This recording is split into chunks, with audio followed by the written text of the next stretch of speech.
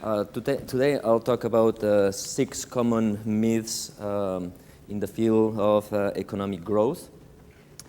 Myth number 1 is globalization does not work for the poor. This is a myth because if you actually look at the data, and here I'm going to show you the fraction of the world's population that lives on less than $1 a day. $1 a day is the definition that the United Nations uses to define the Millennium Development Goals. The fraction of the population that is poor has fallen from about 30% in 1970 to about 5% today, which is a decline of a factor of 6. And if you look at the total number of poor people, it has declined by about 650 million citizens. 650 million people have escaped poverty in the last 40 years. Myth number 2, it's all about China. Yes, there has been a big decline, but of course the great success of the largest nation in the world, 1.3 billion people in China, is what explains this decline in poverty. It is true that China is a great success. It is true that China is the largest country in the world, and thanks to the reforms introduced in the 1970s, we all know that China has been an extraordinary success. But what is not true is that it's all about China. The rest of Asia has also been eradicating poverty. Here we see the blue line is East Asia. That includes, of course, China, but it also includes Indonesia with 300 million people. It includes Malaysia, Thailand, and so on and so forth. South Asia with India at the head, but not only India, Pakistan, Bangladesh, and so on and so forth. South Asia has been reducing poverty. Latin America has been reducing poverty. The Middle East and North Africa has been reducing poverty. And if you look at the last few years, even sub-Saharan Africa is now starting to reduce poverty. So it is China, of course, but it's not only about China. Myth number 3, it is redistribution policies, and by this I mean aid, international development aid, or welfare state policies, that are responsible for these declines in poverty. We need this redistribution to reduce poverty. That is also a myth. I'm not going to go into the debate on whether development aid is actually working. There is a big controversy even within this university about that, but I'm not going to go into that. What I want to do is I want to show you this picture. This picture displays 2 lines. The red line is GDP per capita. The total, for those of you who are not economists, GDP per capita is a measure of economic activity, the total amount of cookies produced in the economy. When this thing goes up is when we say that there is economic growth. The blue line is poverty. Okay? In sub-Saharan Africa, the interesting aspect of this picture is that the 2 lines are mirror images of each other. When GDP goes up, poverty declines. When GDP does not go up, poverty stays constant or increases. And this is true for sub-Saharan Africa. It is true for East Asia. It is true for South Asia. It is true for Latin America. It is true for Eastern Europe. It is true even for the former Soviet Union, where poverty was 0 by law before the collapse. But when the system collapsed, the 2 graphs are again a mirror image of each other. Therefore, what drives poverty is the process of economic growth. Myth number 4. Income inequalities are rising. The rich are getting richer, the poor are getting poorer. This is an example of the fallacy of composition. We know that it is true that within the United States, the rich are getting richer, inequalities are rising. We know that within European countries, inequalities are rising. We know that within China, inequalities are rising. But what is true within China, within the US, within Europe, is not true for the global. Okay? And the reason is that the Chinese are actually getting closer to the Americans and the Europeans. Let me show you a measure of global inequality. I could show you dozens of measures. They all show the same thing. Here I'm just going to show you the Gini coefficient. The Gini coefficient is going down. Inequalities are falling, and they're falling for the first time, probably for the first time in history. And let me show you why this is the case by using the great Hans Rosling's data, which can be found in this website, Gapminder. Let me explain what has been happening over the last 10,000 years. Over the last 10,000 years, essentially, up until 1800, everybody in the world was poor. And therefore, inequalities across citizens was really tiny. The typical citizen everywhere, in Asia, in the Americas, in Europe, the typical person was a peasant that was living at subsistence. And therefore, the level of income for the majority of the world population was about $1,000 per year. Okay. Then in the 1800s, the Industrial Revolution occurred. And this meant that first England and the Netherlands, then the United States and the rest of Europe, it essentially started growing and growing and growing. But over the following 200 years, what we call today the OECD, 1 billion people essentially were growing and growing and growing, and the distance between them and the majority of the world, for 5 billion people, kept increasing over time. Okay? But then in 1970, something magic happened, and that is that the majority of the world's poor, 1.3 million Chinese, 1.2 million Indians, 300 million Indonesians, all of these people, about 4 of the 5 billion poor, 4 billion start growing like crazy at 6, 7, 8% and getting closer and closer to the 1 billion OECD people. This process of growth of the poorest and largest countries in the world has reduced inequalities across countries, and that is what we have seen. That is what we see. That is what we have seen over the last 40 years. Okay.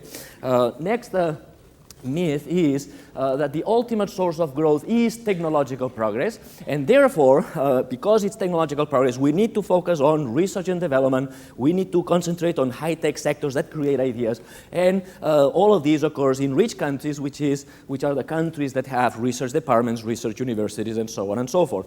This myth has two parts. The first statement is actually true.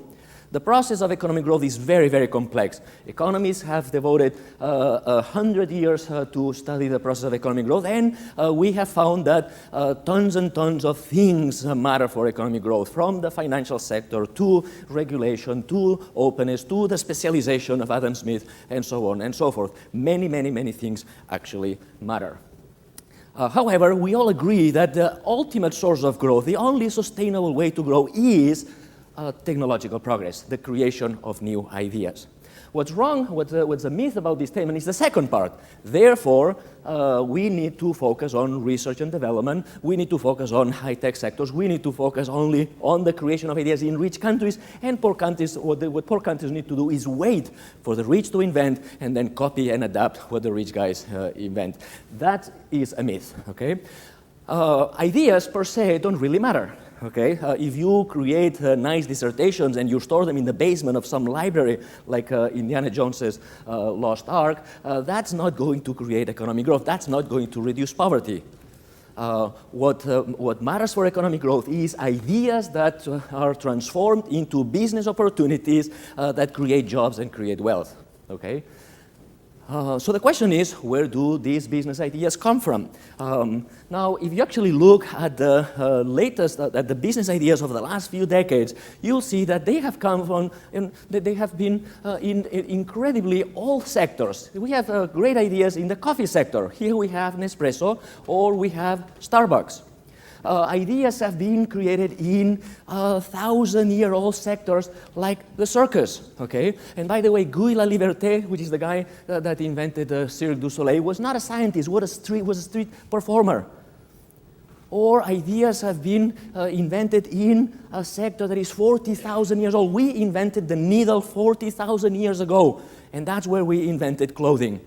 Since then, there have been many ideas, but one of the latest comes from a Spanish person who is illiterate and who was a worker in a shirt factory who created a new way of designing clothes, producing clothes, distributing clothes that we call Zara, and this has created thousands and thousands of jobs, billions and billions of dollars in revenue and profits and salaries, okay?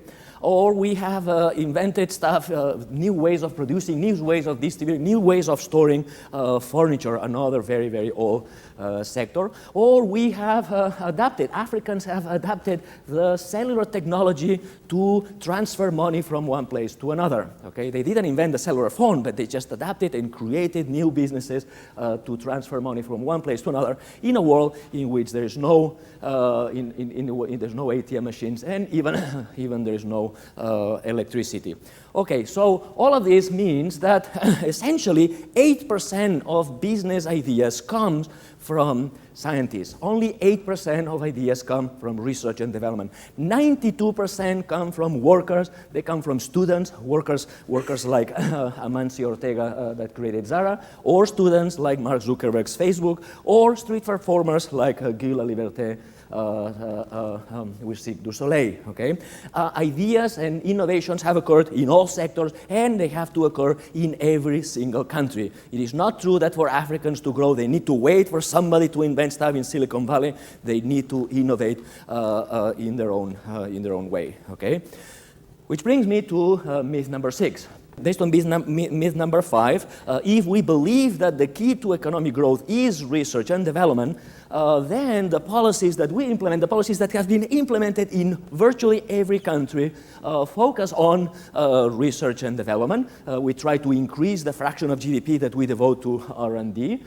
We focus on high-tech sectors, modern sectors, communications. The United States has focused on green technologies, biotech technologies. We create clusters. Every country tries to replicate Silicon Valley. We try to have high-tech sectors, firms getting together in places decided by the government so that they can do research and create ideas. And we create education systems that essentially select the best people. We put them in the top places in the world, in the top universities, so they can become top scientists, so they can come up with the most brilliant ideas.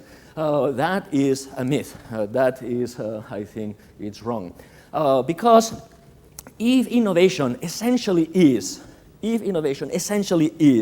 regular people, workers, students, clowns, street performers, actually coming up with ideas and implementing them, the innovation policies that we should follow to promote economic growth should have essentially 2 aspects to them.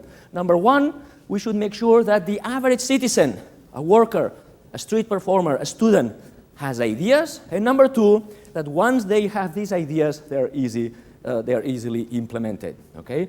Obviously, step number 1 requires a completely new education system. We need to reform the education system so that the average person comes up with ideas, not the elite students that go to top universities. The average person has to come up with ideas, which means that instead of educating the elites, we should be educating the masses. Which means that instead of teaching students that the professor speaks the truth or the teacher speaks the truth and all they need to do is learn, memorize, and reproduce the truth, they should be critical. Creating ideas have 2 parts to them, right? Number 1, before you solve a problem, you need to find a problem.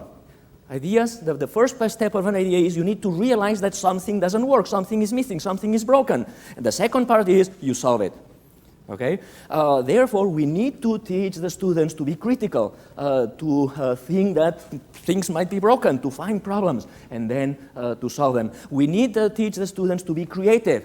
The typical student, not the top students, the typical students to be creative. And therefore, we need to redesign the education sector, the education system precisely to make the average person, the typical person, to come up with ideas.